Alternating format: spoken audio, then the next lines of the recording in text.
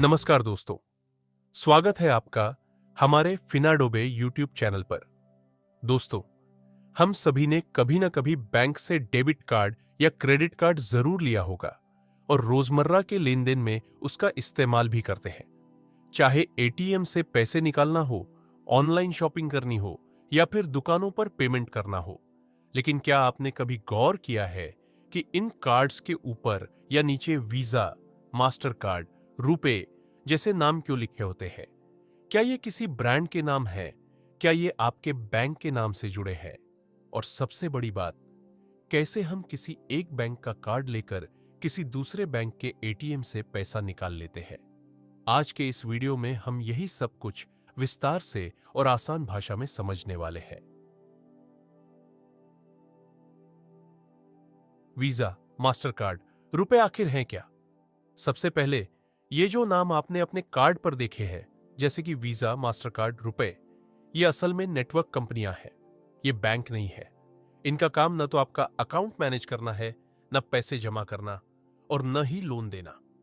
इन network कंपनियों का मुख्य काम होता है ट्रांजैक्शन डेटा को सिक्योर तरीके से ट्रांसफर करना, बैंक और एटीएम मशीनों के बीच कनेक्शन बनाना और सबसे जरूरी, आपके ट्रांजैक्शन को सुरक्षित और जल्दी से प्रोसेस करना। एटीएम ट्रांजैक्शन कैसे होता है? एक आसान उदाहरण। अब मान लीजिए आपके पास एचडीएफसी बैंक का डेबिट कार्ड है। आप किसी दूसरे बैंक जैसे एसबीआई के एटीएम पर जाते हैं और 2000 निकालते हैं। यहां कुछ सवाल उठते हैं। एसबीआई का एटीएम कैसे जानता है कि एचडीएफसी के अकाउंट में पैसे हैं या नहीं? वह क्यों आपकी जानकारी को एक्सेस करने देता है? और पैसे कटते कहां से हैं? चलो इसे स्टेप बाय स्टेप समझते हैं। एक, एटीएम में कार्ड डालते ही एटीएम सॉफ्टवेयर आपके कार्ड की जानकारी पढ़ता है, जैसे card number, expiry date, network company आदि। अब एसबीआई का एटीएम एचडीएफसी की जानकारी तो सीधे एक्सेस नहीं कर सकता, क्योंकि दोनों अलग अलग बैंक हैं। दो, नेटवर्क कंपनी का रोल। यहां पर एक्टिव होती है वो नेटवर्क कंपनी जिसका लोगो आपके कार्ड पर है। मान लीजिए वीजा। एसबीआई का एटीएम वीजा नेटवर्क से संपर्क करता है और पूछता है, इस कार्ड से 2000 निकालने का रिक्वेस्ट आया है, क्या इस व्यक्ति के अकाउंट में पैसे हैं? तीसरा, होम बैंक से connection. Visa network HDFC bank से तुरंत संपर्क करता है और ट्रांजैक्शन की जानकारी देता है। एचडीएफसी बैंक चेक करता है कि अकाउंट में पैसे हैं या नहीं, और अगर सब कुछ सही है तो अप्रूव्ड का मैसेज भेज देता है।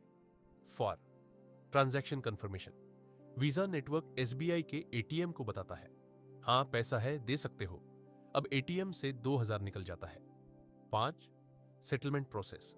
जैसे ही पैसा निकला, एसबीआई का एटीएम वीजा नेटवर्क को अपडेट करता है कि ट्रांजैक्शन पूरा हुआ। फिर वीजा एचडीएफसी बैंक को बोलता है कि अब अपने अकाउंट से 2000 काट लो। इसके बाद एचडीएफसी आपके अकाउंट से पैसे डिडक्ट करता है। पूरी यह प्रोसेस 5 से 7 सेकंड के अंदर हो जाती है। बैंक एक दूसरे को डेटा क्यों नहीं देते? आप सोच सकते हैं कि अगर एटीएम मशीन में तकनीक है तो वह सीधे एचडीएफसी से क्यों नहीं पूछ लेती? असल में बैंक आपस में डेटा शेयर नहीं करना चाहते। क्यों? क्योंकि अगर किसी दूसरे बैंक को आपके अकाउंट बैलेंस की जानकारी मिल गई तो वो आपको अपनी तरफ आकर्षित करने की कोशिश कर सकते हैं, बेहतर इंटरेस्ट रेट, ऑफर्स या स्कीम्स देकर। यही कारण है कि एक थर्ड पार्टी नेटवर्क कंपनी जैसे वीजा, मास्टर कार्ड या रुपए की जरूरत पड़ती है, जो डेटा को सिक्योर और प्राइवेट रखती है और सभी बैंकों के बीच ब्रिज का काम करती है। रुपए, भारत का गर्व। रुपए एक भारतीय नेटवर्क कंपनी है जिसे NPCI, national payments corporation of India ने लॉन्च किया है। इसका मकसद था कि विदेशी नेटवर्क कंपनियों की निर्भरता को कम किया जाए और भारत में ट्रांजैक्शन को सस्ता और तेज बनाया जाए। आज के समय में रुपे कार्ड लगभग हर बैंक द्वारा जारी किया जा रहा है और ये यूपीआई, फास्टैग, एपीएस जैसे कई अन्य पेमेंट सिस्टम से भी जुड़ा हुआ है। तो दोस्तों, उम्मीद है कि अब जब आप अगली बार अपना डेबिट या क्रेडिट कार्ड देखेंगे तो आपको ये अच्छे से समझ आ जाएगा कि उस पर लिखा वीजा, रुपए या मास्टर कार्ड क्या काम करता है। ये पूरी प्रक्रिया बैंकिंग सिस्टम का एक बेहद स्मार्ट और सिक्योर नेटवर्क है जो आपके हर ट्रांजैक्शन को आसान, फास्ट और सुरक्षित बनाता है। अगर आपको यह जानकारी अच्छी लगी हो तो वीडियो को जरूर लाइक करें। कमेंट में बताइए क्या आप पहले ये बात जानते थे या नहीं, और चैनल को सब्सक्राइब करना ना भूलें ऐसे ही आसान भाषा में बैंकिंग की ओर जानकारी पाने के लिए। मिलते हैं अगले वीडियो में। Thanks for watching.